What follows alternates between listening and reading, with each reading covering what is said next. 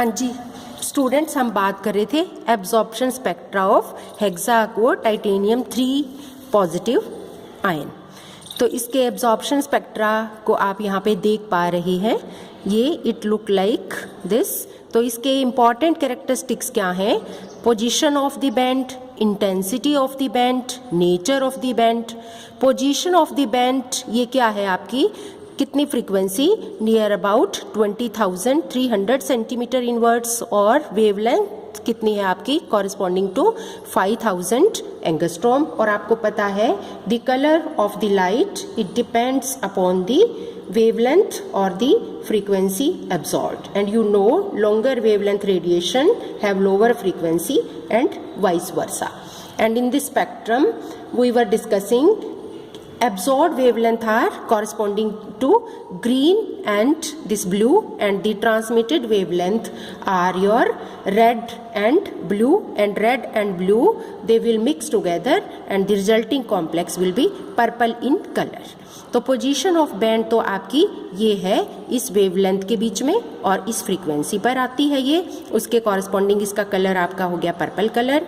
Intensity of band आप देख पा रहे हैं कि इसकी इंटेंसिटी क्या है, नियर अबाउट 5 एप्सिलॉन।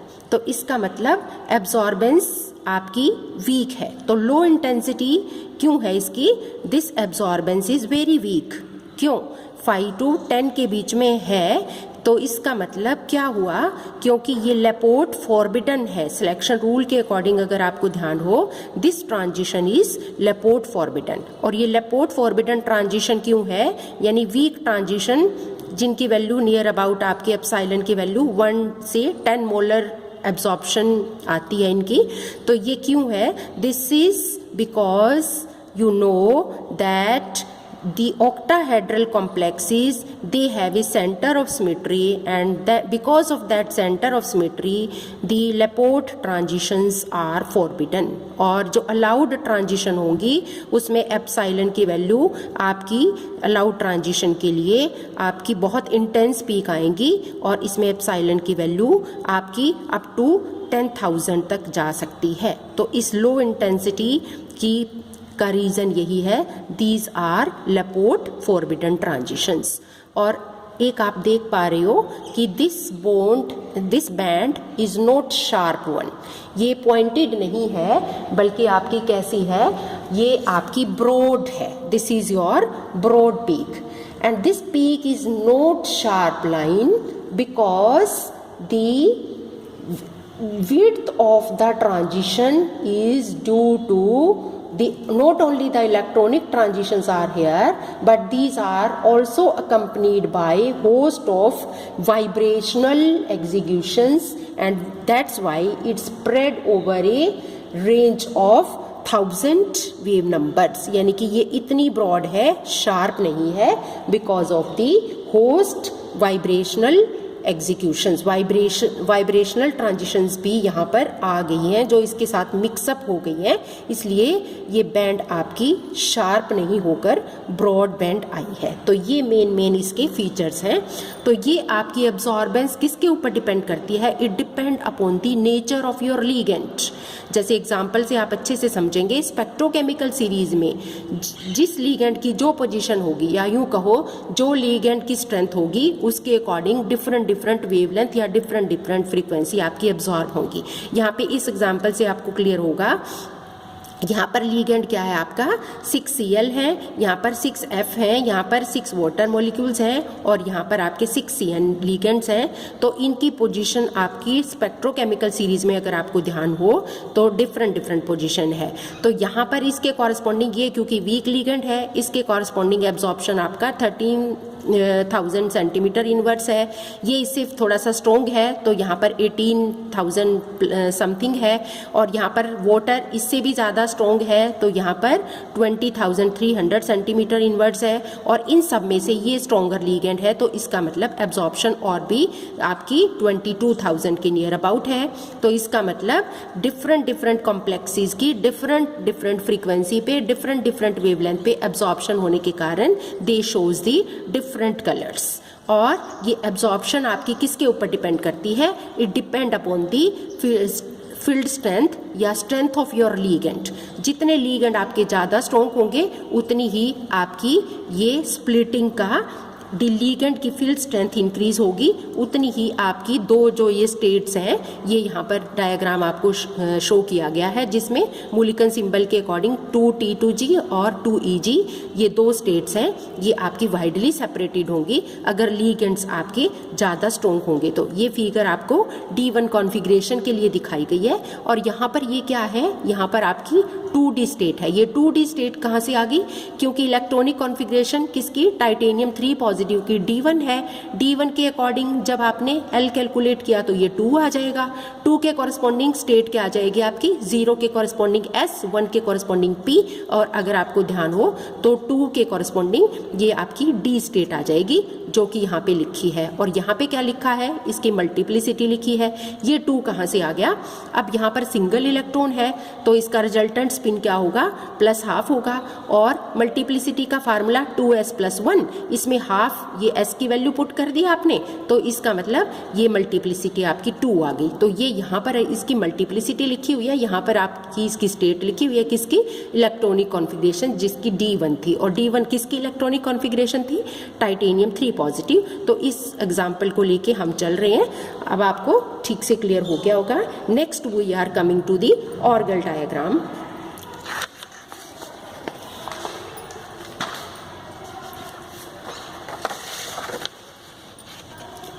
अब हम ऑर्गल डायग्राम की भी बात करेंगे।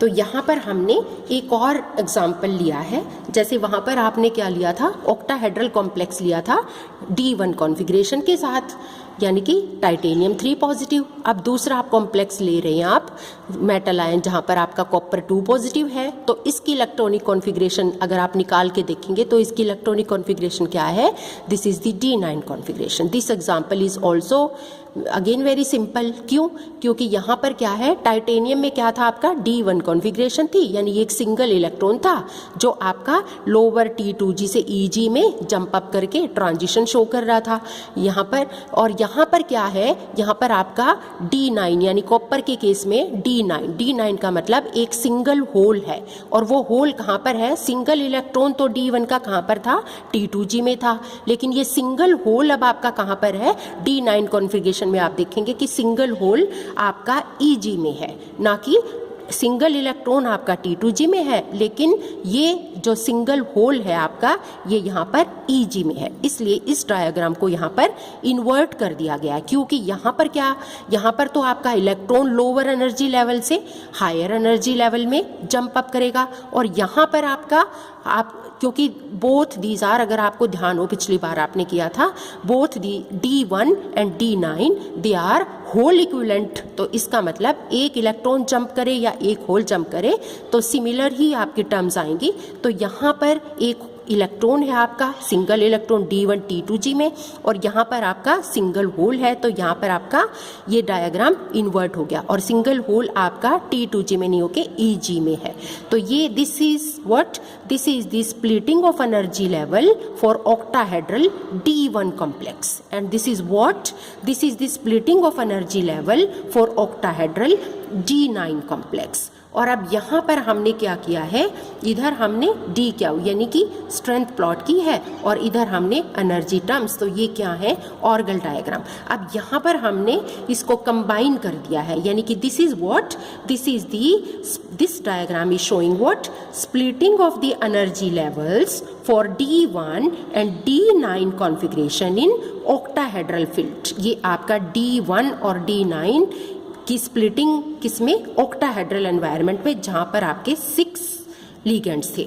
और ये डायग्राम आपका क्या शो कर रहा है, this is the splitting of the energy level for D1 and D9 configuration in tetrahedral field. तो यहाँ पर आपका टेट्राहेड्रल फील्ड है, यहाँ पर आपके 4 ही लिगेंड्स हैं। अब इन दोनों डायग्राम्स को आप ध्यान से ऑब्जर्व करिए, इन दोनों के बीच में क्या फ़र्क है इसको आप ध्यान से देखिए। ये क्या है, दोबारा से बताती हूँ मैं, this is the combined energy level diagram for D1 and D9 configuration in octahedral field, and this is the combined energy level diagram for D1 and D9 configuration in octahedral field. अब दोनों diagram से आपको क्या देख पा रहे हैं आप, D1 डायग्राम जो आपका ये है T2G to EG, और यहाँ पर जो D1 टेट्राहेड्रल का है this is what E2 2E2 2T, यहाँ पे G लेटर आपने ड्रॉप कर दिया है, वो आपको पता है क्योंकि सेंटर ऑफ सिमेट्री यहाँ पर नहीं है।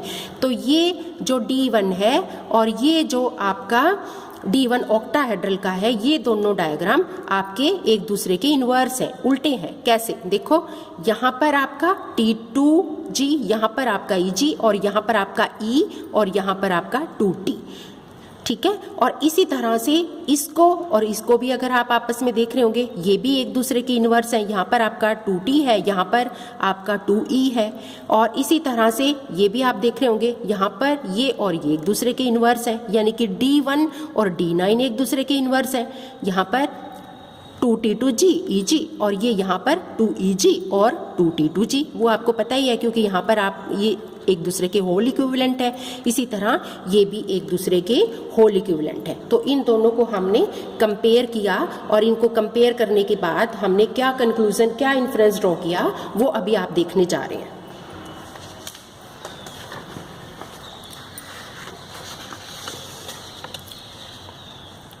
यानी कि जो अगली tetrahedral complexes of metal ion with D1 and D9 configuration के, जो अभी फिगर में आपने देखा। In this case the energy level of D1 and D9 configuration are inverse of each other as well as inverse of their respective octahedral complexes. उसी पिछली figure में जैसे आपने देखा, here D orbital split up into doubly D generate E orbitals of lower energy and triply D generate T2 orbitals of higher energy.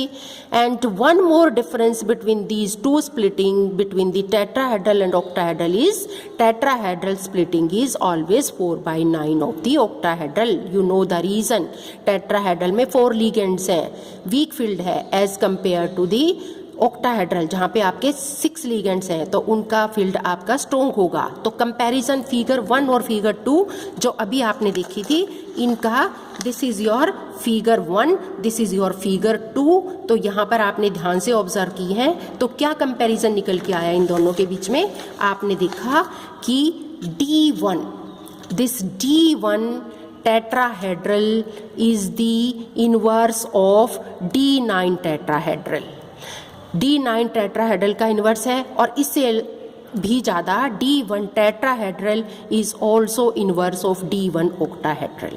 और इसी तरह से D9 tetrahedral is inverse of D1 tetrahedral, and not only this, D9 tetrahedral is also inverse of D9 octahedral. और आपको पता ही है, since tetrahedral does not have a center of symmetry, therefore letter G in tetrahedral has been dropped because they are not centrosymmetric, and G stand for what? Zeroid.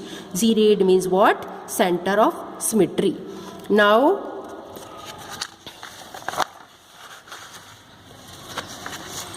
if you see, you can further observe that the value of L state corresponding to same for D1 and D6 configuration. अगर आप निकाल के भी देखें तो value of L D1 के लिए भी और D6 कॉन्फ़िगरेशन के लिए सेम आएगी, यानी कि 2 आएगी। तो दोनों की स्टेट भी कॉमन आएगी, D आएगी।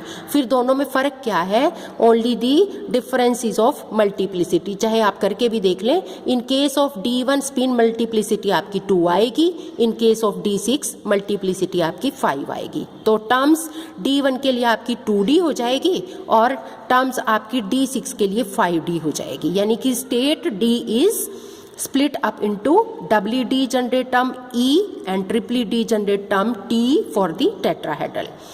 So both in octahedral and tetrahedral field a single DD transition will take place. Single band आपकी इसलिए आई थी क्योंकि एक ही ट्रांजिशन होगी आपकी, यानी कि D से D में जाते हुए. So electronic transition for D1 और D6 will be similar and the electronic transition for D9 and D4 will also be similar, क्योंकि स्टेट यहाँ पर सेम है, मल्टीप्लिसिटी भले ही डिफरेंस हो.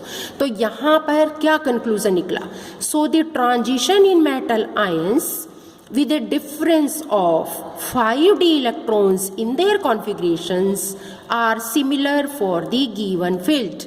चाहे आपका टेट्राहेड्रल हो, चाहे आपका ऑक्टाहेड्रल हो, और या कैसे कह सकते हैं आप, और you can say D1 and D6 have similar transitions, D9 and D4 have similar transitions. क्योंकि D1 और D6 में कितने इलेक्ट्रॉन्स का डिफरेंस है? 5 इलेक्ट्रॉन्स का डिफरेंस है. D9 और D4 में भी कितने इलेक्ट्रॉन्स का डिफरेंस है? 5 इलेक्ट्रॉन्स का डिफरेंस है. तो ये बात आपने ऊपर से देख भी लिया कि जहाँ पे 5 इलेक्ट्रॉन्स का डिफरेंस है वहाँ पर दे हैव दी